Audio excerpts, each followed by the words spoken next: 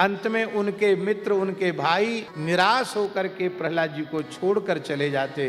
प्रहलाद जी ध्यान की अवस्था में, प्रगाढ़ ध्यान की अवस्था में चले जाते, समाधि लग जाती प्रहलाद जी। कहते इतने छोटे बालक की ऐसी स्थिति कैसी हो गई?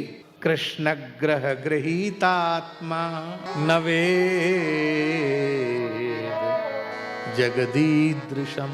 श्री कृष्ण के अनुग्रह रूपी ग्रह ने उनके चित्त पर ऐसा अधिकार कर लिया था कि उनको शरीर संसार की अनुभूति ही नहीं रहती थी, संसार की शरीर की सुधबुध उनको नहीं रहती।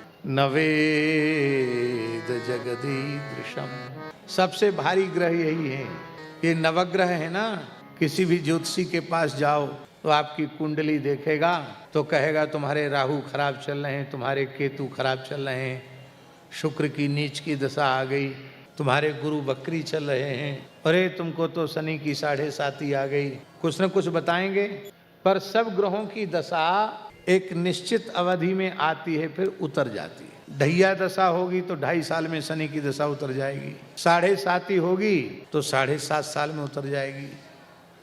तो अंतरदशा महादशा होती, जैसे बृहस्पति की महादशा 16 वर्ष की तो 16 साल बाद उतर जाएगी।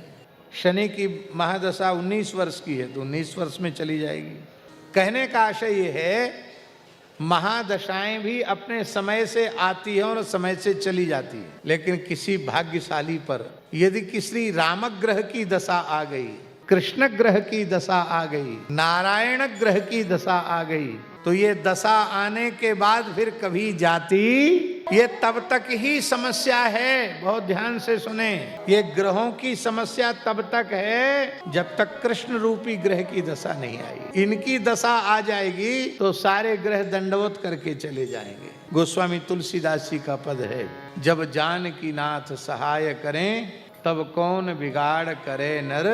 इस पद में उन्होंने ग्रहों का नाम भी लिया। ये ग्रह भी तुम्हारे प्रतिकूल होने पर तुम्हारा कुछ बिगाड़ नहीं पाएंगे, तो तुम्हारे अनुकूल होने पर भी तुम्हारा कुछ बना नहीं पाएंगे, यदि श्री जानकी नाथ तुम्हारे ऊपर कृपा कर रहे हैं।